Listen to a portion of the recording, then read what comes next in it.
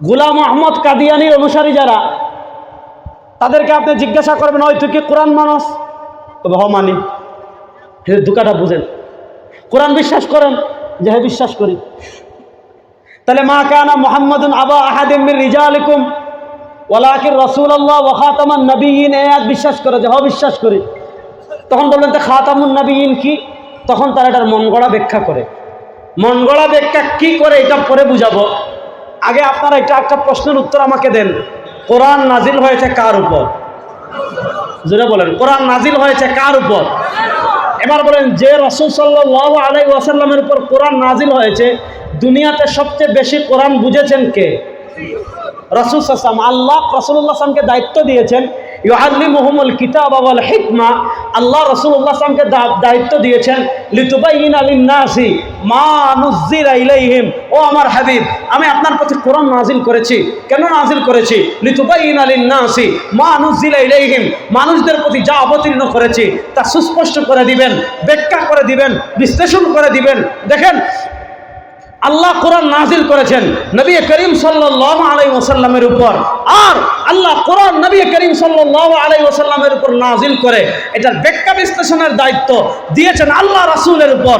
সুতরাং কোন আয়াতের ব্যাখ্যা যদি নবী করিম সাল্লাল্লাহু আলাইহি ওয়াসাল্লাম দিয়ে দেন, ওই ব্যাখ্যার পর যারা নবীর ব্যাখ্যাকে ওভারটেক করে মন গড়া ব্যাখ্যা করবে, এদের সবগুলোর পাবনায় ভর্তি করা উচিত। এবার দেখেন, ওয়া খাতামান নবিয়্যিনের ব্যাখ্যা নবী করিম সাল্লাল্লাহু আলাইহি ওয়াসাল্লাম কি করেন? হাদিস শুনেন। ওয়া খাতামান নবিয়্যিনের ব্যাখ্যা নবী করিম সাল্লাল্লাহু আলাইহি ওয়াসাল্লাম কি করেন? হাদিস শুনেন। সহিহ বুখারীতে ইমাম বুখারী রাহমাতুল্লাহ আলাইহি হাদিস এনেছেন।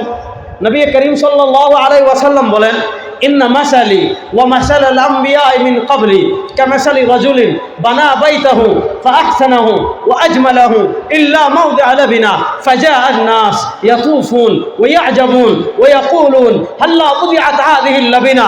সরওয়ারুল আলম সাল্লাল্লাহু আলাইহি ওয়াসাল্লাম বলেন, আমার উম্মতেরা শোনো, ইন্না মাসালি, নিশ্চয়ই আমার উপমা, ওয়া মাসালাল আমবিয়া মিন ক্বাবলি, আল্লাহ আমার পূর্বে দুনিয়াতে যত নবী পাঠিয়েছেন, আল্লাহ আমার পূর্বে দুনিয়াতে যত রাসূল পাঠিয়েছেন, সব নবী সব রাসূলের উপমা হলো কামাসালি রাজুলিন, ওই ব্যক্তির মতো বানা বাইতাহু ফাআহসানাহু ওয়া আজমালাহু। এক ব্যক্তি নোয়াখালীতে এমন একটা বাড়ি বানিয়েছে, এক ব্যক্তি মাইজদিতে এত সুন্দর একটা বাড়ি বানিয়েছে, এক ব্যক্তি সোনাইমুড়িতে এত সুন্দর একটা বাড়ি বানিয়েছে। পুরো নোয়াখালীতে তার বাড়ির মতো কোনো বাড়ি নাই, পুরো নোয়াখালীতে তার ঘরের মতো কোনো ঘর নাই, ইল্লা মাওদিআ লাবিনা। তবে যখন ছাদ বানিয়েছে, মনোযোগ দিয়ে উদাহরণটা বুঝেন, তবে যখন ছাদ বানিয়েছে একটা ইট পরিমাণ জায়গা খালি রেখেছে। এখন দেখা যায় যখন বৃষ্টি হয়, এই ফাঁকা জায়গা দিয়ে ভিতরে পানি পড়ে, যখন কুয়াশা আসে ভিতরে কুয়াশা পড়ে, যখন গত পরশু আজকে যেমন 41-42 আপনি দেখেছেন চুয়াডাঙ্গায় 43.7, অর্থাৎ 43 ডিগ্রি সেলসিয়াস গরম যখন হয়, সূর্যের তাপ ভিতরে প্রবেশ করে, গরম ভিতরে প্রবেশ করে, সূর্যের তাপ ঘরে প্রবেশ করার কারণে কি হয় না, এসি ঘর ঠান্ডা করতে পারে না। এত চমৎকার বাড়ি বানিয়েছে, কিন্তু ছাদে একটা ইটের জায়গা খালি রেখেছে। ফাজা আন্নাস ইয়াতুফুন, মানুষ লক্ষ্মীপুর থেকে পিকনিক করে তার বাড়ি দেখতে আসে, মানুষ লাকছাম থেকে পিকনিক করে তার বাড়ি দেখতে আসে, মানুষ মহিপাল থেকে পিকনিক করে তার বাড়ি দেখতে আসে। ওয়া ইয়াকুলুন, বাড়ি যখন দেখে বলে হাল্লা উদিআত হাযিহিল লাবিনা, আর এই ব্যক্তি এত সুন্দর ঘর বানাইলো, এই একটা ইটের জায়গা খালি রাখলো কেন? হাল্লা উদিআত হাযিহিল লাবিনা, ওই একটা ইটের জায়গা যদি পূর্ণ করে দিত, তার ঘর পূর্ণ হয়ে যেত, তার ঘরে কোনো কিছু বাকি থাকতো না। হাল্লা উদিআত হাযিহিল লাবিনা, এই যে একটা ইটের জায়গা খালি রেখেছে, ওই খালি জায়গাটা যদি পূর্ণ করে দিত, তার ঘর পূর্ণ হয়ে যেত। নবী করিম সাল্লাল্লাহু আলাইহি ওয়াসাল্লাম বলেন, আমার উম্মতেরা শুনো, আল্লাহ রাব্বুল ইজ্জত ওয়াল জালাল পৃথিবীতে নবুয়তের ঘর নির্মাণ শুরু করেছিলেন বাবা আদম আলাইহিস সালাতু ওয়াস সালামকে দিয়ে। বাবা আদম ছিলেন নবুয়তের ঘরের প্রথম ইট। তারপর আল্লাহর নিজাম কি ছিল? কানাত বানু ইসরাঈল। ইমাম বুখারী রাহমাতুল্লাহ আলাইহি সহিহ বুখারীতে হাদিস এনেছেন, সরওয়ারুল আলম সাল্লাল্লাহু আলাইহি ওয়াসাল্লাম বলেন, কানাত বানু ইসরাঈল তাসুসুহুমুল আমবিয়া কুল্লামা হালাকা আইন তাকালা নবিয়্যুন খালাফাহু নবিয়্যুন। এরপর আল্লাহর নিজাম ছিল, আল্লাহর সিস্টেম ছিল, আল্লাহ মানুষকে নেতৃত্ব দেওয়ার জন্য একের পর এক নবী পাঠিয়েছেন। মনোযোগ দিয়ে বুঝেন, নবুয়তের ঘরের প্রথম ইট ছিলেন বাবা আদম। এরপর আল্লাহর নিজাম ছিল তাসুসুহুমুল আমবিয়া, আল্লাহ ধারাবাহিকভাবে একের পর এক নবী পাঠিয়েছেন, আল্লাহ ধারাবাহিকভাবে একের পর এক রাসূল পাঠিয়েছেন। একজন নবী এসেছেন, নবুয়তের ঘরের একটা ইট পূর্ণ হয়ে গিয়েছে, আরেকজন নবী এসেছেন, নবুয়তের ঘরে আরেকটা ইট লেগেছে, আরেকজন নবী এসেছেন, নবুয়তের ঘরে আরেকটা ইট লেগেছে, আরেকজন নবী এসেছেন, নবুয়তের ঘরে আরেকটা ইট লেগেছে, আরেকজন নবী এসেছেন, নবুয়তের ঘরে আরেকটা ইট লেগেছে।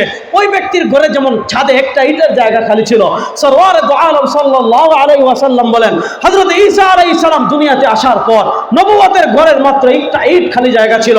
ওই ব্যক্তির ঘরে যেমন এক ইটের জায়গা খালি ছিল, সরওয়ারে দু আলম সাল্লাল্লাহু আলাইহি ওয়াসাল্লাম বলেন, নবুয়তের ঘরে যেমন এক ইটের জায়গা খালি ছিল, আনা হাযিহিল লাবিনা, সরওয়ারে দু আলম সাল্লাল্লাহু আলাইহি ওয়াসাল্লাম বলেন, ওই নবুয়তের ঘরের একটা ইটের জায়গা আমি, আনা খাতামুন নবিয়্যিন লা নাবিয়্যা বাদি।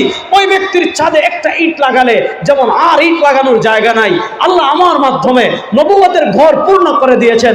সরওয়ারে দু আলম সাল্লাল্লাহু আলাইহি ওয়াসাল্লাম বলেন, যেহেতু আল্লাহ আনা হাযিহিল লাবিনা, আল্লাহ আমার মাধ্যমে নবুয়তের ঘর পূর্ণ করে দিয়েছেন, এজন্য সরওয়ারে দু আলম সাল্লাল্লাহু আলাইহি ওয়াসাল্লাম বলেন, আনা খাতামুন নবিয়্যিন লা নাবিয়্যা বাদি, আনা খাতামুন নবিয়্যিন লা নাবিয়্যা বাদি। আমি শেষ নবী, আমার পরে কোনো নবী আসবেন নাই। বলেন আমাদের নবীর পরে কোনো নবী নাই, আমাদের নবীর পরে কোনো নবী, আর আসতে বলেন আমাদের নবীর পরে কোনো নবী। সুতরাং আমাদের নবীর পরে কেউ যদি নবী দাবি করে সে মুসলমান না কাফের? না, আসতে বলেন। আমাদের নবী করিম সাল্লাল্লাহু আলাইহি ওয়াসাল্লামের পরে কেউ যদি রাসূল দাবি করে সে মুসলমান না কাফের? আরে মুখ খুলে বলেন, মুসলমান না কাফের?